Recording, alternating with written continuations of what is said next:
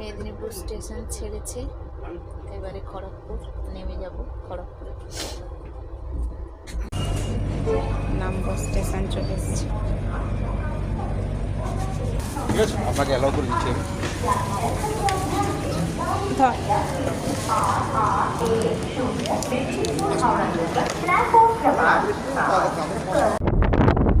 এই যে বাড়ি পৌঁছে গেছি। ঘরের অবস্থা খুব খারাপ, গুছিয়ে গেছিলাম তো ধুলো পড়েছে। ঝাঁট দেবো, রান্নাও বসাবো, রান্না করে নিব, চেঞ্জ করে নিব সব। ছেলেকে বলছি চেঞ্জ করে ফেলতে। চলো বন্ধুরা, খাওয়া দাওয়া হোক, রান্না করে খাওয়া দাওয়া হোক। এই যে ভাত করেছি, ইলিশ মাছের সর্ষে বাটা আর ডিম আলু মাখা করেছি। তো ভিডিওটা ভালো লাগবে লাইক শেয়ার কমেন্ট করে দিও, সাবস্ক্রাইব অবশ্যই করো। আজকের মতো ভিডিওটা এখানে শেষ করছি। আবার একটা নতুন ভিডিও নিয়ে চলে আসবো বন্ধুরা। ততক্ষণ সুস্থ থেকো, ভালো থেকো, টাটা।